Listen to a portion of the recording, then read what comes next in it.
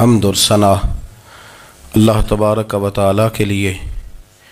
दुरूद सलाम नबी अकरम नूर मुजस्सम शफ़ी मुअज़्ज़म अहमद मुज्तबा जनाब हज़रत मुहम्मद मुस्तफ़ा सल्लल्लाहु ताला अलैहि वसल्लम की ज़ाते वाला सिफ़ात के लिए हम्द व सलात के बाद मुसलमान का ये अक़ीदा है कि हमारा खालिक अल्लाह है, हमारा मालिक अल्लाह, हमारा राज़िक अल्लाह। जब ये सारी चीज़ें, सारी अताएँ, सारी नेमतें अल्लाह की हैं तो फिर मुसलमान की सारी तवज्जो भी अल्लाह ही की जानिब होनी चाहिए। उसे कोशिश करनी चाहिए कि वो हर मामले में, हर मसले में, हर परेशानी में अपनी तवज्जो अपने रब करीम की जानिब मबजूल रखे। इंसान जब अपने इल्म पर भरोसा करने लगता है या अपनी अकल पर भरोसा करने लगता है या अपने ताल्लुकात पर भरोसा करने लगता है या अपनी दौलत पर, माल पर, सेहत पर, तो एक बहुत बड़े धोखे का शिकार हो जाता है। और इंसान जब इंसानों पर भरोसा करने लगता है तो फिर अल्लाह ताला उसे बाज़ौक़ात इंसानों के सुपुर्द कर देता है, इंसानों के सुपुर्द। और बहुत सारे ऐसे लोग भी होते हैं जो रब करीम को भूलते हैं और वो अपनी सारी तवज्जो इंसानों की तरफ, दुनिया की तरफ, दुनियादारों की तरफ कर लेते हैं। तो अल्लाह ताला फरमाता है फिर मैं उन्हें ये सज़ा देता हूँ कि वो मुझे भूलने निकले थे तो मैंने उन्हें उनका अपना आप भी भुला दिया, अपना आप भी। सूरह हश्र को देखिएगा, फरमाया वाला तकूनु कल्लज़ीना नसुल्लाह फ़अन्साहुम अनफुसहुम, उन लोगों की तरह न हो जाना जिन्होंने अल्लाह को भुला दिया तो अल्लाह ने फिर उन्हें उनका अपना आप भी भुला दिया। उन्हें अपनी भी होश नहीं रही, वो ऐसे मसाइल में घिर गए, वो ऐसी आजमाइशों में उलझ गए, वो ऐसी दुनियादारी के अंदर उलझे कि उन्हें अपना भी पता न चला। अब तो ढूंढता फिरता हूँ इकबाल अपने ही आप को, अब तो ढूंढता फिरता हूँ इकबाल अपने आप को, आप ही गोया मुसाफिर, आप ही मंजिल हूँ मैं। जब इंसान खुदा फरामोश होता है तो खुद फरामोश हो जाता है। हमारा बड़े ज़माने से तकिया है, कभी अमेरिका पर, कभी यूरोप पर, कभी बरतानिया पर, कभी मालदारों पर, कभी असले वालों पर। उसका नुकसान ये हुआ कि अपना कोई वजूद नहीं रहा, अपना कोई नज़रिया नहीं रहा, अपनी को सोच नहीं रही। ऐसे महसूस होता है कि कोई मंशूर नहीं, कोई दस्तूर नहीं, लगाम मुंह में है और उसका सिरा किसी के हाथ में है, वो जिधर चाहता है हमें घुमा लेता है। अल्लाह फरमाते हैं यूँ ना हो जाना कि तुम रब को भुला दो और फिर तुम्हें अपना आप भी भूल जाए। औलाइका हुमुल फासिकून, फरमाया ये वो लोग हैं जो नाफरमान है अल्लाह के, ये नाफरमान है। जब ये नज़रिया बन गया, जब ये जहन बन गया कि पैदा अल्लाह ने किया है, देना अल्लाह ने है, अता करने वाला अल्लाह है, नवाजने वाला अल्लाह है, तो फिर सारी तवज्जो दुनियादारों की तरफ रखना, मैं अल्लाह वालों की तरफ तवज्जो रखने का कायल हूँ, मैं वो समझता हूँ, हम उस चीज़ के कायल हैं। लेकिन वो भी कोई आस्ताना है कि जहाँ हक मुर्शद का नारा तो बड़ा लगे पर रब का नाम ही ना सुनने को मिले। ये भी कोई बात हुई कि जहाँ ये तो नारा ज़ोर से लगे कि जीवे जीवे मुर्शद जीवे, लेकिन इस्तिग़फ़ार का दर्स ही ना मिले। जहाँ हर वक़्त ये बताया जाए कि यहाँ आ गए तो बच गए, कैसे बचेंगे? मेरे रसूल पाक अलैहिस्सलाम का दरवाज़ा सबसे बड़ा दरवाज़ा है, हुजूर का दरवाज़ा सबसे बड़ा दरवाज़ा है। लेकिन मेरे दोस्तों याद रखना, नबी पाक अलैहिस्सलाम ने भी लोगों को जब रास्ता दिखाया है तो रब करीम का रास्ता दिखाया है, अल्लाह का रास्ता दिखाया, अल्लाह करीम का रास्ता दिखाया, लोगों को रब की तरफ तवज्जो कराई। मेरे रसूल करीम सैयद आलम सल्लल्लाहु ताला अलैहि वसल्लम ने लोगों की अल्लाह की जानिब तवज्जो कराई और लोगों से ये कहा कि वो अपने रब करीम की जानिब अपना जहन रखें, अपनी तवज्जो अपने अल्लाह की जानिब मबजूल करें। मेरी बात को अच्छे तरीके से समझिएगा, इल्म अल्लाह तबारक व तआला अता करता है तो इसे अल्लाह की अता ही समझना चाहिए। कुछ लोगों के पास इल्म होता है पर इल्म नाफे नहीं होता, वो टामक टोंजा मारते रहते हैं सारी ज़िंदगी। इल्म को अल्लाह की अता समझें, अपनी अकल पर अपने शऊर पर ज़्यादा भरोसा ना समझें, नज़र अल्लाह पे रखें। हज़रत मौला अली शेर खुदा करमल्लाहु ताला वजहुल करीम से किसी ने पूछा था बड़ा आलिम कौन होता है। हमारे यहाँ तो अब वो वाले आलिम पाए जाते हैं ना, इल्ला माशाअल्लाह, जो मिंबर पे बैठते हैं तो दावे ही दावे, मिंबर पे बैठते हैं तो दावे ही दावे, इस तरह के आलिम हमारे यहाँ पाए जाते हैं। वो हर बात में दावा करते हैं, मैं ये कर दूंगा, मैं वो कर दूंगा। ये मिजाज उलमा का नहीं। हज़रत अली अल मुर्तज़ा से किसी ने पूछा बड़ा आलिम कौन होता है, फरमाया बड़ा आलिम वो होता है कि जिसे मसले का पता ना हो तो वो कह दे मुझे नहीं पता, मैं पता करके बताऊंगा, गलत बात बयान न करे। इमाम मालिक से किसी ने कोई मसला पूछा तो आप फरमाने लगे मुझे इस सवाल का जवाब नहीं आता, हमारे बुजुर्ग समझाते क्या है।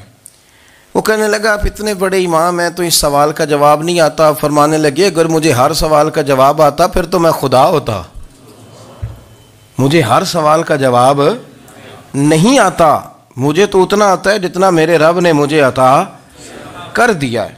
अपनी नज़र अल्लाह पे रखें, निकल आए इस मुअम्मे से बाहर के मैं कोई बला हूँ, मुझे बड़ा पता है, मेरे पास 6 डिग्रियाँ हैं, मुझे 10 जगह पे तदरीस का शगफ हासिल, इससे निकलें बाहर। कुरान मजीद देखिएगा, अल्लाह ताला ने इरादा कुदरत फरमाया कि मैं हज़रत आदम को बनाऊँगा, फिर बनाने के बाद फरमाया फ़रिश्तों सजदा करो आदम को। सब ने सजदा किया इल्ला इबलीस अबा वस्तकबरा वकाना मिनल काफिरीन, सब ने सजदा किया सिवाय इबलीस के, उसने इनकार भी किया, तकब्बुर भी किया और काफिरों में से हो गया। तो ये जब अल्लाह ताला ने सजदा कराया तो कैसे कराया? अल्लाह तबारक व तआला ने ना हज़रत आदम को इल्म सिखाया खुद, वअल्लमा आदम अल अस्मा कुल्लहा। खुद अल्लाह फरमाते हैं कि मैंने जनाब आदम अलैहिस्सलाम को तमाम अशिया के नाम सिखाए, सब अशिया के नाम सिखाए। तो वो चीज़ें फिर मैंने ना, अल्लाह फरमाते हैं मैंने फ़रिश्तों पे पेश की, मैंने कहा कि बताओ इनके नाम क्या है। तो फ़रिश्तों ने जो जवाब दिया वो समझने वाला है। अल्लाह ने चूँकि ख़ुद इल्म सिखाया था हज़रत आदम को, जनाब आदम सिखाया था, लेकिन फ़रिश्तों को नहीं सिखाया था। तो अल्लाह करीम ने फरमाया फ़रिश्तों अब ये बताओ इन चीज़ों के नाम क्या हैं। तो फ़रिश्ते क्या कहते हैं? फ़रिश्ते अर्ज़ करते हैं कालू सुबहानक ला इल्म लना। आप कभी यकीन करें इस चीज़ की लज्जत ले तो मज़ा आ जाए। कहा कालू सुबहानका, कहने लगे तू पाक है।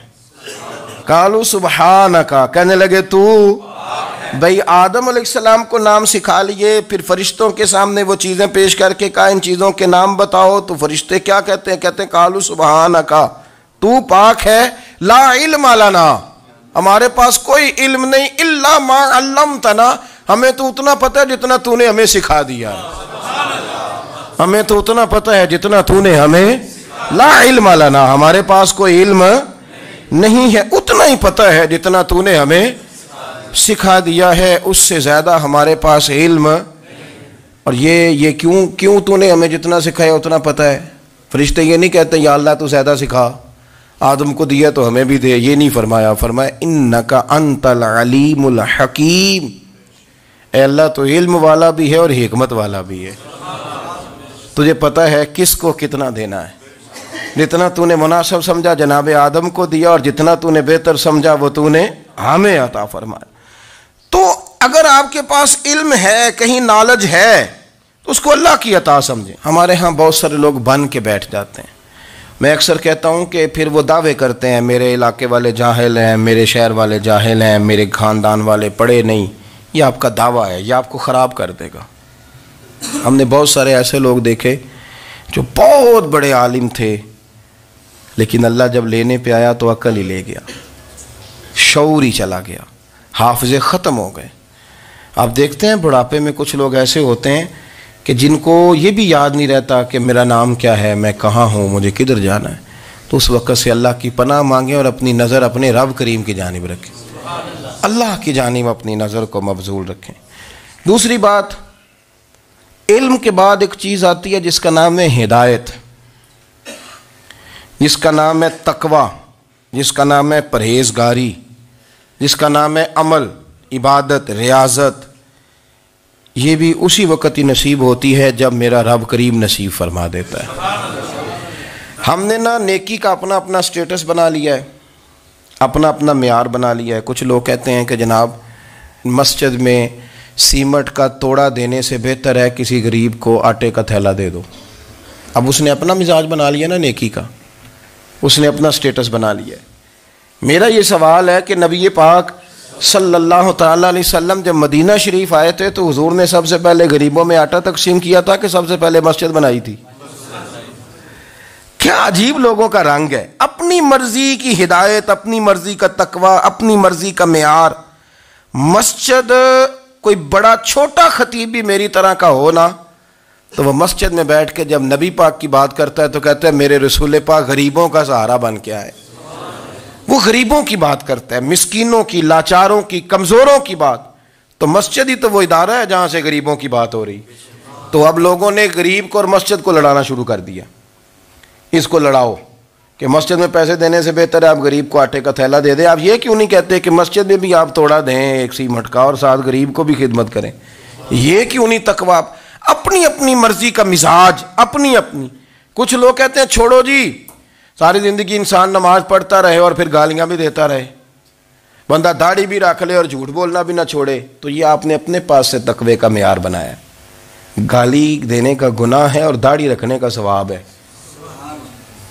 तो अगर आप दाढ़ी रखे हुए हैं और आप कोई गलती कर रहे हैं तो उससे आपकी दाढ़ी का सवाब ख़त्म, अल्लाह करे आपको समझ आए मेरी बात की। आप कोई गलती कर रहे हैं, दाढ़ी का सवाब उससे ख़त्म, वो अपनी जगह पे कायम है चीज़। अपनी मर्जी का क्यों तकवे का मेयार बनाते हैं? तकवे का मिजाज अपनी मर्जी का ना बनाओ। अल्लाह की बारगाह से दुआ मांगो कि या अल्लाह हमें हिदायत का नूर अता फरमा।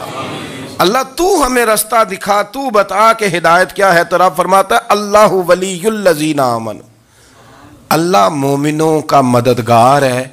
युखरिजुहुम मिनज़्ज़ुलुमाति इलन-नूर, वो इन्हें अंधेरों से निकालता है और नूर की तरफ रोशनी आता फरमाता है। अंधेरों से नूर की तरफ अल्लाह लाता है। अल्लाह वली, अल्लाह मोमिनों का वली है, वो इन्हें अंधेरों से नूर की तरफ निकालता है। हिदायत हमेशा अल्लाह की तरफ से समझे। जब वो नमाज की तौफीक देता है तो अपने फजल से देता है, जब वो जिक्र की तौफीक देता है तो अपने फजल से। हम समझते हो जी फलाना नहीं पढ़ रहा बड़ा बेवकूफ है, फलाना नहीं पढ़ रहा, तो तू क्या अपनी अकल के जोर पे पढ़ रहा है?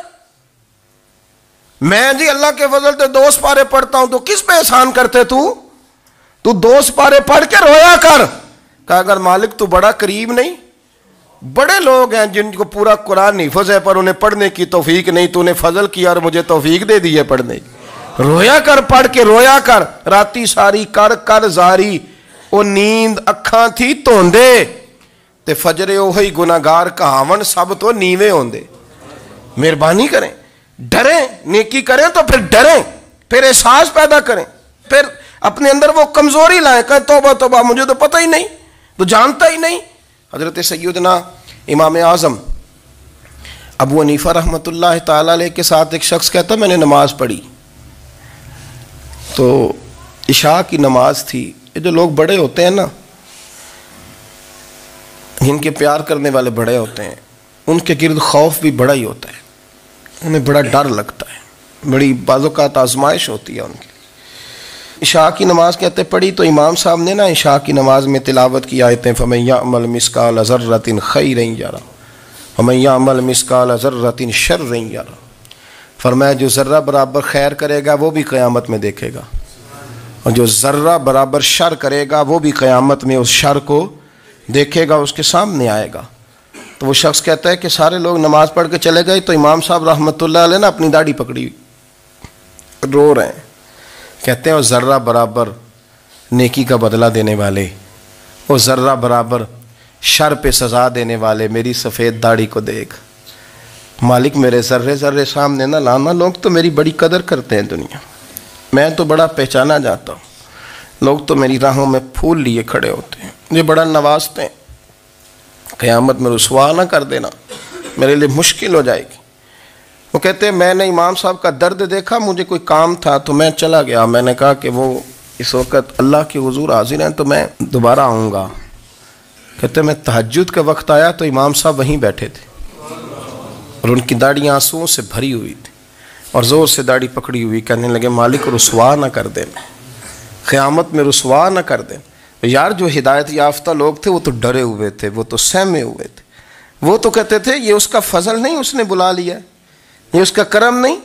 हज़रत बायज़ीद बुस्तामी किसी काफिर को देखते तो रो पड़ते, कहते मालिक तो कितना करीब है, ये बेईमान रह गया, तूने अपने फजल से मुझे अपने नबी का गुलाम बना लिया। वो रो पड़ते। यहाँ तो लोगों का दावा ही बड़ा है।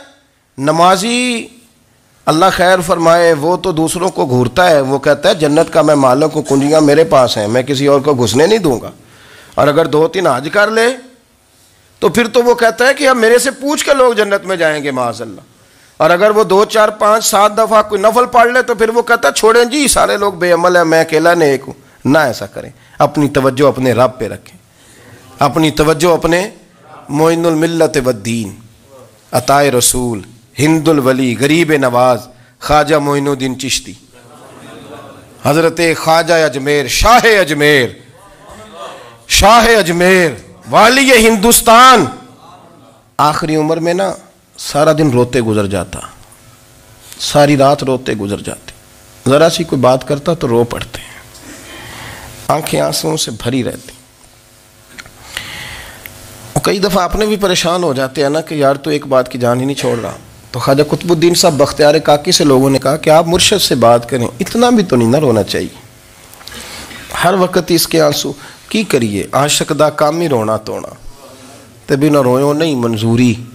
ये आशिक सदा ही रोंदा रहिंदा है, भावें वसल होवे ते भावें दूरी, हर वक्त रोने का क्या मतलब है। तो ख्वाजा कुतुब साहब कहते मैं करीब गया तो मैंने पैर दबाए, मैंने कहा सोनिया लोग तो कुछ भी नहीं करते, तूने तो कमाल कर दिया, 90 लाख आदमी मुसलमान कर दिया, दुनिया कुछ नहीं करती, तूने 50 साल सारी रात मुसल्ले पे बैठ के रब राजी किया। तू शहजादा था, हुजूर की औलाद था, लेकिन मोइनुद्दीन तेरा एक प्लाट भी नहीं, तूने तालिब इल्म पाले, उन्हें गरीबों को दिया, तूने नवाजा, कोई शय नहीं तेरे पास, हर चीज़ तूने, सारी रात रोते हो, सारा दिन रोते हो। तो ख्वाजा कुतुबुद्दीन साहब कहते हैं मैंने जब अर्ज़ किया तो ख्वाजा साहब मुझे गले लगा लिया, चीख मार के रोए, कहने लगे कुतुबुद्दीन पुत्र दाढ़ी सफ़ेद हो गई, जाने का वक्त आ गया, जो तूने नेकियां गिनवाई हैं वो हैं सही मेरे पास, पर यार की बारगाह में पेश करने के काबिल एक भी नहीं, एक भी नहीं। तो बारगाह तो देख कितनी बड़ी है, रसूल करीम की बारगाह में पेश करने के काबिल इनमें से एक भी नहीं। तो आस्ताना देख कितना बड़ा है, क्या पेश करूँगा, क्या अर्ज़ करूँगा हुजूर की बारगाह में, किस तरह। वो यार जो बड़े थे वो तो डरे हुए थे, सहमे हुए थे, वो तो बड़ी आजमाइश में थे। लेकिन मेरा और आपका रट्टा 2 नमाजें पढ़ के 6 नमाजों का दावा करना और लंबी चौड़ी कहानियाँ बनाना और अपने मुँह से अपनी तारीफ़ें करना, इससे थोड़ा बाहर आए। रिस्क भी मेरा अल्लाह ही देता है, इल्म भी अल्लाह देता है, रिस्क भी। बड़े बड़े फ़कीरों को मालदार होते देखा, बड़े बड़े मालदारों को फ़कीर होते देखा, बड़े बड़े। मेरे एक बड़ा सखी किस्म का सज्जन है, बड़ा प्यारा है, मैं उसे सखी मानता हूँ। मैंने अपनी परेशानियों के दिनों में भी उस शख्स को सखी देखा। एक दिन रात को मुझे टेलीफोन करके कहने लगा किधर हो, मैंने कहा मैं घर हूँ। नहीं अक्सर सफ़र में होते हो ना। और मैंने कहा तबीयत कैसी है, ठीक है, बस हाल चाल पूछना था। मैंने समझाई, मैंने कहा यार ये कोई मसला है, वरना रात के 2 बजे कोई हाल पूछने को फ़ोन तो नहीं ना करता, कोई मतलब ऐसा तो मसला नहीं ना। तो मैंने बैक कॉल की, मैंने कहा यार मेरी बात सुन, मसला क्या। कहने कुछ नहीं दिल कर रहा था। मैं कहा मेरी गल सुन, रहे असी 4-5 साल कट्ठे, मैं तेन जानना, असल बात कर। कहने लगा मकान भी बड़ा है, सारा कुछ ठीक है, पर वो बड़ा ही बेनियाज है। कुछ हालात इस किस्म के आ गए हैं कि लोगों को बताऊं भी तो लोग मानने को तैयार नहीं। ज़्यादा नहीं, मुझे ना थोड़े से पैसों की ज़रूरत है, कोई 15-20 हज़ार अगर मिल जाएं, मेरी ज़रूरत। आप यकीन करें मैं रोता रहा सारी रात। मैंने कहा मेहरबाना तेरा किस तरह करांगे, इससे लेके ज़माना इस्तेमाल करता था, पर बेपरवाही वेख ना सज्जड़ दी, जिथे किसे दी पेश ना जावे, उन्हें ताजा वाले दर दर रोले ते मंगते तख्त बिठावे। सजना किसे नू कारा मिल दई, कोई काबे खाली आवे। वल्लाहु खैरुर राज़िकीन, वो कहते तू दाएं बाएं ना जा, रिस्क तो तुझे मैं दूंगा, मैं हूं बेहतर रिस्क देने वाला। बड़े बड़े बादशाह, बड़े बड़े शहनशाह, बड़े बड़े लोग, हाथों में कासे, फकीरियां। उम्मे रबिया क्या करती थी, बड़ी नेक और साले खातून थी। वो कहती हैं कि मैं ना बड़े अमीर आदमी की बीवी थी, अपने शौहर के साथ छत पे बैठी थी तो नीचे फ़कीर मांगने वाला आया। उसने बड़े दर्द से सदा की तो मैंने अपने शौहर से कहा कुछ दे दे। कहा दफ़ा कर, इन लोगों ने धंधा बनाया हुआ है। कहती मैं मेके से भी बड़ा माल लेके आई थी, मेरे माँ बाप बड़े अमीर थे तो मैंने ना चोरी अपने खामा से नज़र बचा के बाथरूम जाने के बहाने गई और नीचे जाके 5 दिनार मैंने उस फ़कीर की हथेली पे रखे। कहते उसने 5 दिनार देखे, फिर मेरी तरफ देखा तो मैंने उसकी आंखों में आंसू चमकते देखे। कहने लगे बीबी रब तेरा भला करे, मैं 3 दिनों का भूखा हूँ। कि वो चला गया, मैं घर आ गई। जब बाहर आई तो मेरा शौहर कहने लगा तू इतनी अब इतनी तू तेज़ हो गई है और तू इतनी खुद मुख्तार हो गई है, मेरे बगैर पूछे माल खर्च करेगी, जा तुझे 3 तलाकें।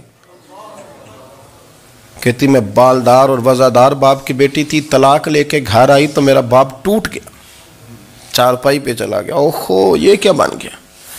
कहती बड़ी तकलीफ़ रही। 1-2 साल के बाद मेरे अब्बा ने मेरी शादी कर दी। अब जिस शौहर के पास गई वो बड़ा नेक था, परहेजगार था, अल्लाह ने बेहतरीन सिला दिया। कहती छत पे बैठी थी, दरवाजे पे फ़कीर आया तो मैंने शौहर से कहा कुछ दे दूँ। कहने लगा 5 ना देना, 15 देना, 20 देना, मैं फ़कीर हूँ, मैंने फ़क्र से दौलत देखी है, इसे खाली ना लौटाना।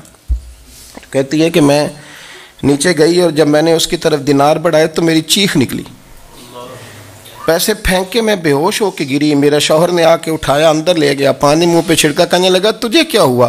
कहने लगी ये जो मांगने आया ये मेरा पहला शौहर था, वही था जो कहता था कि तू 5 दिनार दे आइए, जा तुझे 3 तलाकें। पढ़ो ना हदीस पाक, मेरे नबी पाक अलैहिस्सलाम ने फरमाया एक बंदा गंजा था। गंजा कोई तरतीब आगे पीछे हो जाए तो मफहूम के लिहाज से, लेकिन मैं मफहूम उसका वाज़े करता हूँ। एक गंजा था, कोई शय नहीं थी, सर पे बाल भी नहीं थे, रोया करता था। अल्लाह ताला ने फरिश्ते को भेजा, तुझे क्या चाहिए। तो कहने लगा बाल आ जाए और थोड़ा माल आ जाए। फरिश्ते ने हाथ फेरा तो बाल भी आ गए, तो बकरियां भी आ गईं, लाइनें लग गईं, माल ही माल हो गए। दूसरे के पास गया, वो कोड़ा था, उसको जाके कहा क्या चाहिए। कहने लगा शिफा हो जाए और कुछ अल्लाह ताला आसानी कर दे। शिफा भी हो गई, गायें भी दे दी, भैंसें भी दे दी, माल ही माल हो गए। फिर एक के पास गया, वो अंधा था, तुझे क्या चाहिए। उसने कहा आंखें मिल जाए और कुछ साथ अल्लाह माल दे दे। ऊँट ही ऊँट हो गए। जब बड़ा नवाज दिया तो फिर मालिक ने इम्तिहान लेने का इरादा किया। यारी तेरी सोना है पर आजमाइशां भी तेरियां अग, आजमाइशां तेरियां, सही कह रहा हूँ, आजमाइशां तेरियां, यारी तेरी सोना है पर आजमाइशां तेरियां। ये सोना परखिया जावंदा ही पहलो ना लगा दे लग। अल्लाह ने फरमाया आजमाइश करो। सबसे पहले गंजे के पास आए, उसे कहा अल्लाह के रास्ते में कुछ देखने लगा, मेरे खर्चे ही बड़े, देखो तो सही कितनी मुश्किल में वक्त गुजारता हूँ, हाल ही कोई नहीं। तो उसने कहा मैंने तो सुना है तो गंजा और भूखा नंगा था। कहने लगा मैं तो जद्दी पुश्ती रही से आजम हूँ, तो ये किस पागल ने कहा है, भाग जा। उसने कहा अच्छा जैसे तू था वैसे ही हो जाए। खेत खलियान उजड़ गए, फिर से गंजा हो गया।